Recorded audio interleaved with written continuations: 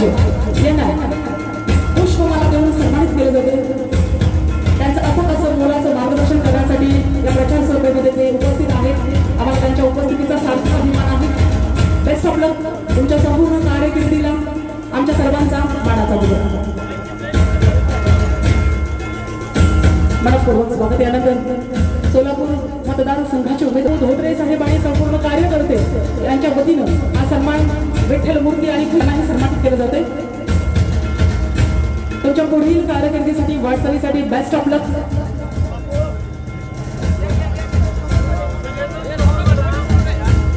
यानंतर भैरवनाथ शुगरचे अनिल दादा सावंत साहेब, सामान्य माणसाला जनतेला सदैव न्याय मिळाला पाहिजे असं धडपडणारं साधं सरळ सामान्यातलं असामान्य व्यक्तिमत्व म्हणजे सन्माननीय दिलीप बापू धोत्रे साहेब। महायुतीचे अधिकृत उमेदवार माननीय राम सातपुते साहेब आणि माढा लोकसभा मतदारसंघातील महायुतीचे अधिकृत उमेदवार रणजितसिंह निंबाळकर यांच्या प्रचारार्थ या ठिकाणी आपल्या सर्वांना मार्गदर्शन करण्यासाठी उपस्थित असलेले आपल्या सर्वांचे लाडके नेते, या महाराष्ट्र राज्याचे आरोग्य कुटुंब कल्याण मंत्री आदरणीय तानाजी सावंत साहेब, या ठिकाणी उपस्थित असलेले आपले मनातील सवयींचे दत्ता होणारे खासदार राम सातपुते साहेब, या ठिकाणी उपस्थित असलेले भैरवनाथ सहकारी साखर कारखान्याचे चेअरमन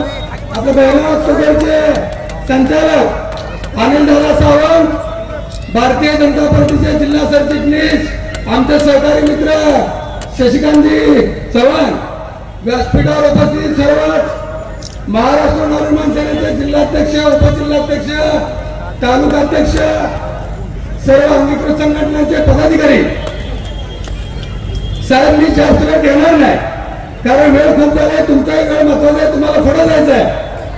परंतु गुढीपाडव्याच्या दिवशी म्हणजे 9 एप्रिलला महाराष्ट्र नवनिर्माण सेनेचे अध्यक्ष माननीय राजसाहेब ठाकरे यांनी या देशाचे नेते आदरणीय नरेंद्रजी मोदी साहेब हे या देशाचे तिसऱ्यांदा पंतप्रधान व्हावे म्हणून या ठिकाणी विनाद आणि बिनशर्त पाठिंबा दिलेला आहे। आणि मग माननीय राजसाहेबांच्या आदेशानुसार संपूर्ण महाराष्ट्रामध्ये महायुतीच्या सर्व उमेदवारांना विजयी करण्यासाठी या ठिकाणी महाराष्ट्र नवनिर्माण सेना अहोरात्र प्रयत्न करीत आहे। निश्चितपणे या ठिकाणी महायुतीच्या महाराष्ट्रामध्ये 45 पेक्षाही जास्त उमेदवार निवडून येतील याची मला खात्री आहे। परंतु खासदार साहेब या ठिकाणी महाराष्ट्र नवनिर्माण सेनेचा पाठिंबा देत असताना माननीय राजसाहेबांनी आपल्याकडून ज्या अपेक्षा व्यक्त केलेल्या आहेत, माझी आपल्यास विनंती आहे की राम सातपुते साहेब ज्यावेळेस आपण या संसदेमध्ये जाल आणि ज्या दिवशी पहिल्या दिवशी या संसदेमध्ये आपण भाषण कराल त्यावेळेस आमच्या काय अपेक्षा आहेत त्या अपेक्षा आपण पहिल्याच दिवशी संसदेमध्ये त्या मागण्या कराव्यात अशी मी तुम्हाला विनंती करतो। त्या आमच्या मागण्या अशा आहेत की आपल्या महाराष्ट्राची जी मातृभाषा मराठी आहे ती मराठी भाषेला अभिजात दर्जा मिळाला पाहिजे ही मागणी आपण करायला पाहिजे। त्याचबरोबर अरबी समुद्रामध्ये छत्रपती शिवाजी महाराजांचं स्मारक आहे, त्या स्मारकाचं काम त्वरित हातामध्ये घेऊन ते स्मारक ताबडतोब पूर्ण झालं पाहिजे ही आमची मागणी आपण त्या ठिकाणी केली पाहिजे। त्याचबरोबर या राज्यामध्ये छत्रपती शिवाजी महाराजांनी जे गड किल्ले बांधलेले आहेत त्या गड किल्ल्यांचं अतिशय चांगल्या प्रकारे संवर्धन झालं पाहिजे ही आपण त्या ठिकाणी मागणी करायची। आणि त्याचबरोबर या महाराष्ट्रातील जे मराठी तरुण आणि तरुणी आहेत ज्यांच्या हाताला काम नाही, जे बेरोजगार आहेत, त्या सर्वांना रोजगार मिळवून देण्यासाठी आपण प्रयत्न करायचा याच महत्वाच्या अपेक्षा आपल्याकडून आहे।